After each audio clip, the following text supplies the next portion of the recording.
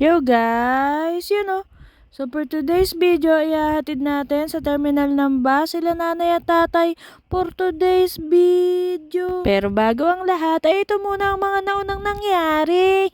At dahil nagkikrib kami sa Crispy Pata, ay kumain kami dito sa Crispy Papi. At dahil dito kami kumain, ay hindi Crispy Pata ang na-order namin, kundi bagnet. Katulad ng Crispy Pata ay malutong din ang bagnet nila dito with matching cucumber na juice. Kaya ayun, sobrang saya ng mga batang ito.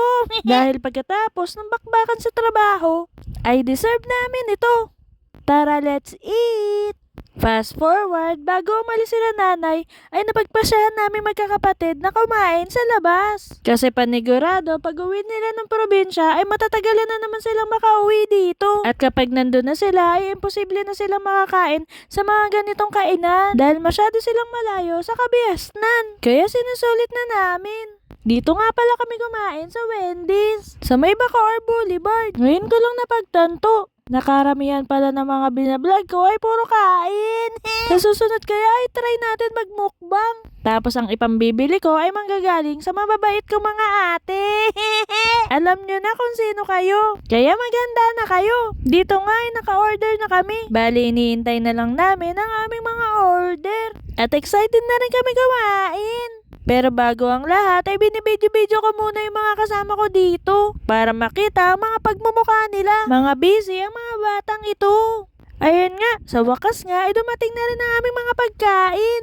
May fries, may chicken at may ice cream. Meron din nuggets and drinks. Ang arte ko sa part na yun. Dito nga ay pinagpipray na ni nanay ang mga pagkain. Tara, let's eat! Fast forward, madaling araw na ng mga oras na ito. At ngayon ang araw ng pag-alis nila nanay at tatay. Ayun nga, nag-aayos-ayos na rin sila.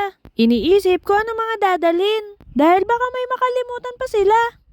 Dito nga ay bumangon na rin si Ate Grace para makapagpaalam kay nanay at tatay. Kasi hindi naman siya makakasama sa paghatid. Ayun nga, at bago umalis ay nagpray na ulit si nanay. Naingatan kami sa aming pagbiyahe. Maya-maya nga ay bumiyahe na kami. At sobrang dilim pa talaga ng mga oras na yan. Alam nyo naman na kapag madaling araw ay may mga truck din na nakakasabay sa daan. At yung iba talaga ay sobrang mabibilis. Ayun lang ang nakakatakot at nakakakaba. Dahil kung anong ingat mo sa daan, ang aksidente ay aksidente. Kaya lagi ka dapat hihingi ng gabay sa itaas sa lahat ng iyong gagawin. Maya-maya nga lang pala ay nakarating na rin kami. At nagtulong-tulong na nga kami magbaba ng mga gamit. Syempre, mixed emotion na naman kami dito.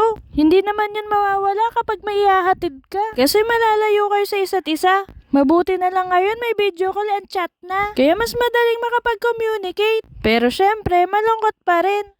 Kaso mas maganda na yun kaysa wala. Maya-maya nga lang pala ay dumating na ang bus na kanilang sasakyan. At hinakot na rin ni Rachel at Jelan ng mga gamit nila nanay sa taas. Kaso sinabi ko kay Jelan ay mag-stay muna siya doon. Kumyari ay aalis na siya.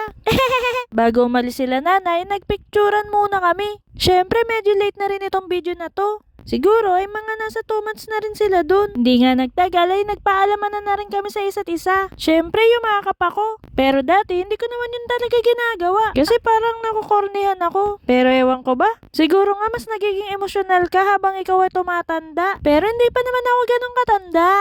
Uy, matanda ka na talaga. Puro ubang ka na. Sige na nga pero hindi halata sa muka. Kaya mga bata, mahalin ang ating mga magulang. At irespeto natin sila. Dahil hindi natin alam na marami na rin silang sinakripisyo alang-alang sa atin. Kaya dito ko na tinatapos tong video na to. Hanggang sa susunod. Paalam, mamamamam.